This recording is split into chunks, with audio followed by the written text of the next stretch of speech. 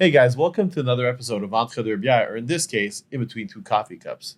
Today we have the pleasure of having Terra Resources President and Chairman, Gerald Panetton. Awesome conversation, lots of stuff to learn. I hope you enjoy it because we really did. Gerald, pleasure to have you. Tell us a little bit about Terra.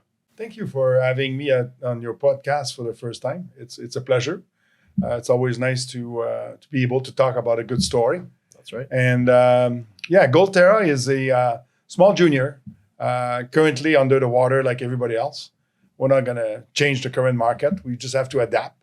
Market is tough. So we're still drilling. We're still busy finding ounces in Yellowknife, Northwest Territory. We also have an asset in New Brunswick we can talk a little bit after, but our main focus is in Yellowknife. And this isn't your first rodeo. No. Are you talking about all the brews?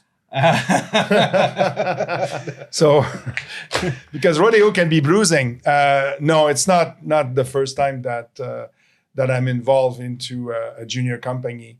I started being involved in junior company around 2006.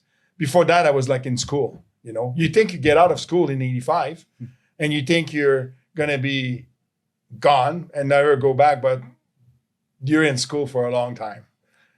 Mining industry can be quite not complex, but touch a lot of different fields. Whatever it's metallurgy, mining, geology, environmental, social license, legal aspect. Once you put the project in production, you learn a lot. And I was very lucky to be able to do that with Barrick in the early 2000s. Okay, so Barrick Gold, like the Barrick. Yeah, the famous Barrick Gold that used to produce 8 million ounces and today only produce 4. So it's tough to maintain the cap of producing a lot of gold in this current. You have to realize resource. You find it, you mine it, it's gone. So you always have to find more, which is always interesting because your task is to always find more gold and more gold and more gold. Because you need to replace production. You need to grow the company, either by an asset or grow it organically, like a lot of people try to do. Barrick, I was there for 12 years, and it was quite a very, very excellent experience, learning curve. It was like going in school, but being paid for it. But you seem also to have the knack to finding good projects. And I think that's what happened with Detour, correct? Well, I think you have to realize that every time you go on a project, and I did a lot of due diligence during the Barrick days, you evaluate a lot of your project, and then you have to pay. You're paying a certain price to buy a project, or you invest into a project because you find it's good. It's like, for example, Terra. You buy a share in Terra today, and you buy something that is worth $10 an ounce. And I remember when I bought Detour Lake. I bought Detour Lake, which used to have 1.5 million ounces of indicated resources. And I spent $75 million to buy the property in 2006 via an IPO and some cash payment. And the issuance of 20 million shares, the IPO, for $70 million at $3.50 a share, plus $5 million cash was the whole deal. So, yeah, this is quite something when you purchase a property. But you need to see beyond what you're purchasing. And when I purchased Detour, I didn't see 1.5. I saw the potential for 5. And at the end, we found 30 million ounces, of which was 16 in reserve. But the deposit was still open. But when you have 16 million ounces in reserve in your feasibility study, you have 25 years of operation. So you can stop there. But you look at what Agnico Eagle is saying in 2023, after purchasing the mine from Kirkland Lake, which purchased it from Detour at a price of $5 billion. Remember, the IPO was $140 million Canadian, 40 million share at $3.50. The company got sold for $4.9 billion Canadian. This is what you find. This is what you call a good story, right? That's a great story, actually. Okay, well, in my mind, it's a good story because I want to repeat good story again. That's the reason I'm in Terra. That's the reason I'm in Yellowknife. High grade realization. It's not going to be as big as Detour, but I can tell you, if you give me all the money I need to explore properly, I could find 5 to 10 million ounces. Wow. And why Yellowknife? Why Yellowknife? It's interesting because it's a friend of mine who asked me to come and help him in 2019. So I came, and then 2 years later he left for different reason. He felt that maybe I was taking too much place. Sometimes it can happen. When you're charismatic, Well, I'm not sure if I'm charismatic, but I'm definitely passionate about what I do. Good. There's no question in my mind that I am a fighter for my shareholders. I buy the stock in every financing. I also purchase on the market sometimes. I own almost 2.5% to 3% of the company, and it's all purchased over the last 4 years. My average is not 6 cents. My average is over 25 cents. So I'm not in the money. So my goal is to create value for shareholders, and I believe that Yellowknife can deliver this. That's why we're still drilling. That's why we did a purchase option for the Con mine, and I firmly believe that this camp can definitely be revived, go back in gold production. We already almost at 1.8 million ounces together with the 4 deposit north of town plus the Con mine. And the moment we reach 2 million ounces on the Con mine, we'll have a solid project to move forward. I think a lot of people, when they think of Yellowknife, they think like it's far. It's far, and they're seeing a desolate, so they're thinking, okay, you're in the middle of nowhere, but that's not the case at all with your properties. How far away are you from the town? And it's a town of how many people? Yellowknife is a town of 20,000 people, which is linked by a permanent road all year long from Edmonton.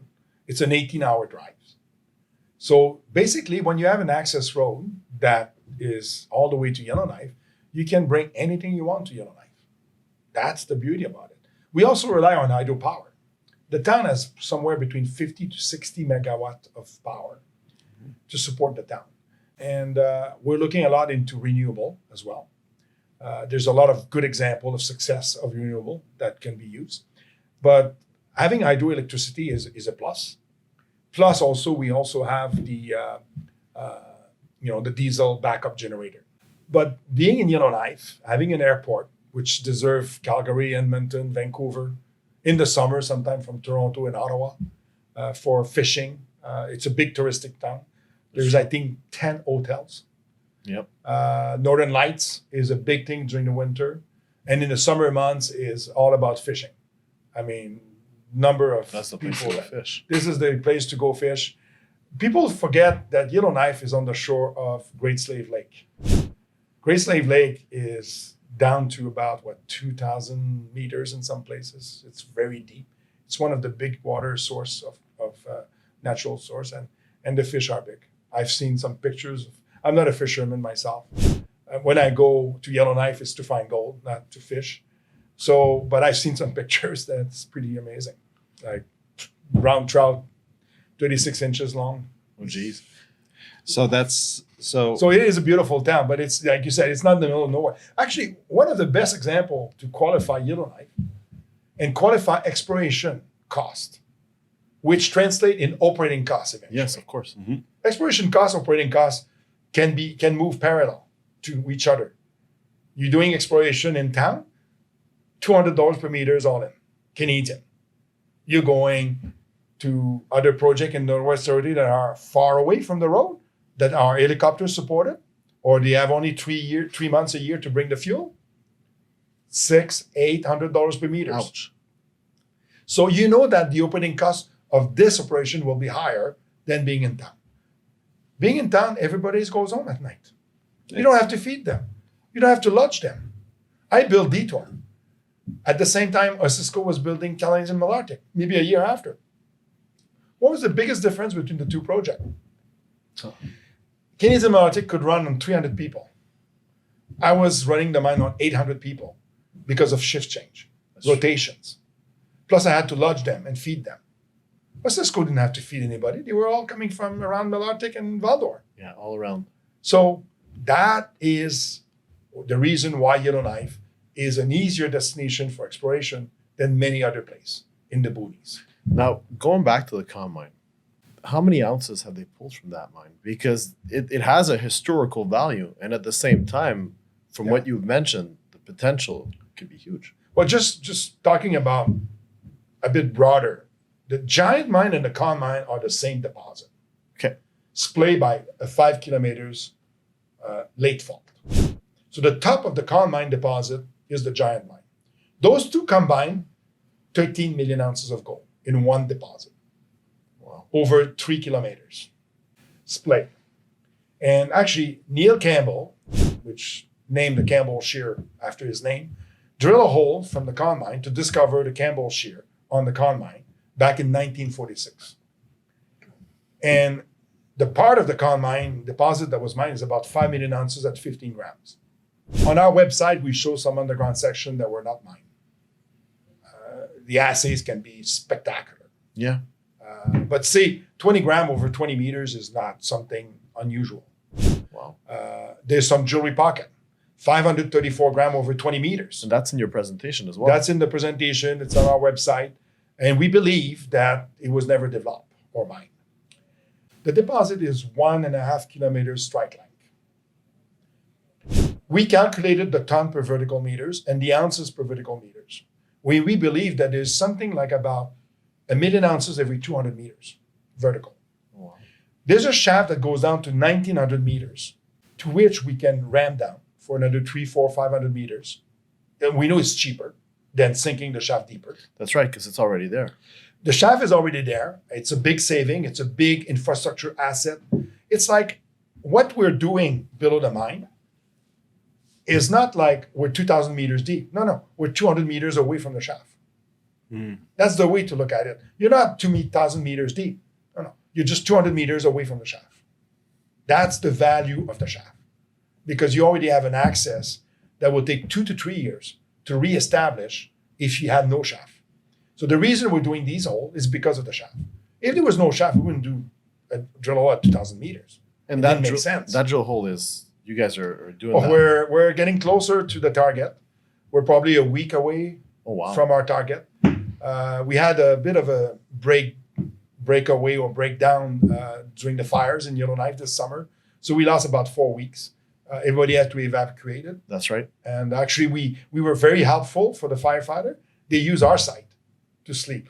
Oh, nice. Yeah, okay. Yeah, Wow. so we were like, this is what I talk about, your social license. Yeah. Whatever you can do for the community, you do it. That's true. And so basically they camp on our exploration site, which is at the airport. And basically, we were back in town about a few weeks ago. We're back on the drill hole, and we should be getting very close to hit the target, which is around 2,100 meters. And, we look forward to share with the market over the next month or so pictures of the shear zone and, of course, assays when they come out. Awesome. Everything seems to be, especially in this project, everything seems to come together. What are your forward-looking plans? Where do you think the company is going to go, and what are you expecting from the company in the next few months? When we signed the purchase agreement 2 years ago with Newmont to purchase the Con mine, 100% of it, we felt that we could find more than 2 million ounces on the mine. Yep. So far, we delineated almost 600,000 ounces at surface. So we know that the first 5 to 7 years of operation have already been covered. But to invest building a mine, for anybody, whether it's us or somebody else, you need a threshold of ounces. You're never going to mine more than 100 to 125,000 ounces from the Con mine. And I think because we felt the potential could reach 1.5 to 2 million ounces, we felt that it will make a lot of sense then to bring our other satellite deposit to the north, combine that into a mill that becomes a hub, and have 2 sources of mineralization. The Con mine for the next 10 to 15, 20 years. The mine has 650,000 ounces left at 12 gram. And those are some good grades. Some very good grade in some area. But on average, say 12 gram is not bad at all. Not bad. People don't realize, but 10 gram at $1,800 an ounce is worth $600 US per ton. And we do mining in Canada for $200 a ton. That's a lot of money. So your margin is great. And so you have enough money and profitability to build your mill. How much going to cost the mill? Don't ask me, because this is a very tough question to answer. But we're planning in our forecast over the next year is to have a resource update following our deep drilling, and then having a PEA to show the economic of our project, and which basically will start the process of funding. But when you do a feasibility study, people have to realize that most of the money spent on a feasibility study is drilling. That's true. And on surface, which costs $200 per meters, we can do a lot of drilling. And we've done some drilling and we're very happy with it because already we have 600,000 ounces at surface. So we know we have a project for the first 5 to 7 years while we dewater the mine, establish some drill station at depth, and confirm the 2-3 million ounces we can find below the mine. Our Archean deposit, which is what Yellowknife is, like Val-d'Or, Timmins, La Ronde is at 3,400 meters vertical. The La Ronde mine in Cadillac, Quebec, is now at 3,400 meters. I work a lot in the Bousquet camp, so I know that camp extremely well. And it's amazing potential. But there's nothing that stops the Campbell Shear to be, if it's 70 kilometers long, there's no reason it's not 10 kilometers down. That's true. And before we let you go, I heard you talk about how you see gold because you got a very particular way of looking at gold that a lot of people just we got gold bugs and that's the only way. But you see gold as a bigger thing than just the rock itself. My advice to anybody that believe in building asset, building a safe haven. We all buy our first house, right? Yeah. We all want to buy our first house because it's one of the best investment you can have because, even myself, I've got a house, I've got a cottage, and I have no debt, no mortgage. It's value. The moment you sell it, you have cash. Your paper, your Canadian dollars, when you go to the US, is expensive. So you should have US dollar.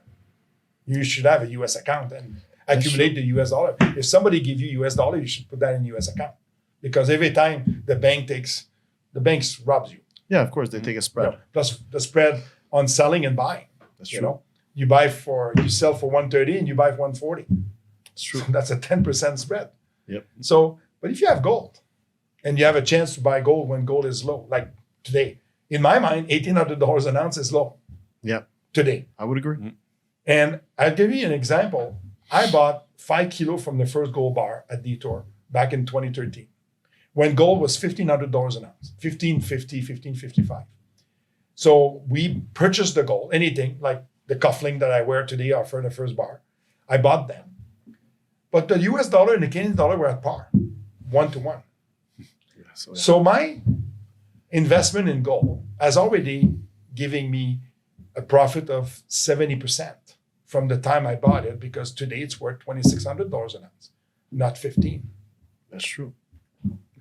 Gold, you don't have to have 100% of your wealth in gold. But I can tell you a lot of people that have a lot of money, they buy a lot of physical gold because this is the best way. You can take it with you. It's at home. You can use it. It's always going to be valuable. The only challenge that if you buy a Scotia Bank bar, you have to sell it to Scotia. That's the one thing. You have to be careful about what you buy. Because the bank stamp. The bank stamps, and they will not take a bar from UBS or Credit Suisse or other place. I mean, it becomes a little bit of a challenge. So when you buy gold, you got to know that. Like most of my 5 kilo came from the Canadian Mint. It was all mint in Ottawa. So I know that when I want to sell those gold bar, if I want to sell a gold bar, it's better for me to go to the Canadian Mint directly. Okay. So if you buy gold at Scotiabank and try to find some gold bar today, Yeah. you can't. You can't. Why is that? Why is that there's no gold bar and the gold price goes down?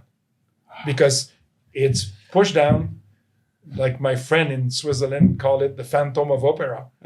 He's always like saying that somebody is pushing the gold price down because they want to cover their ass. They want to buy some more and keep it because it's a good No. value. Of course. I mean, the Washington Agreement that was signed in 1999 to control the sale of central bank. First of all, today, no central bank is selling any gold. That's true. They're all buying. They're all actually. buying gold for a different reason.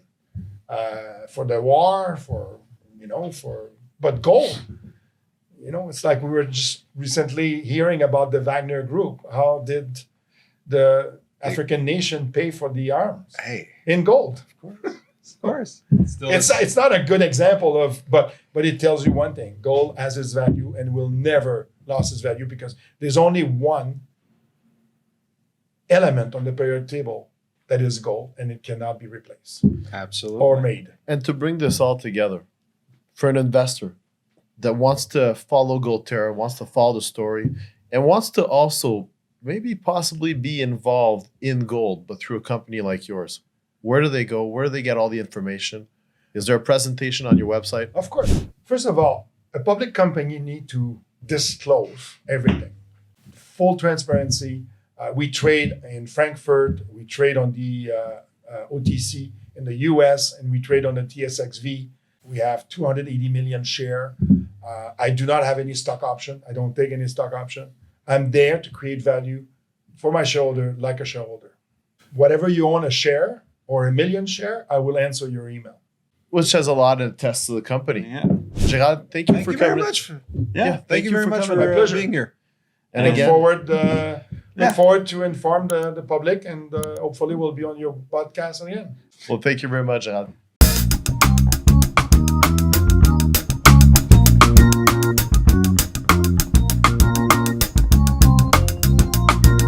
Well, if you made it this far, you must be a real fan. So you better smash that like button, let us know what you think down below. And if you're not subscribed already, do that and turn on that little notification bell so you don't miss a single one of our videos. While you're at it, check out the last one. It was a real good one. And until next time, see ya.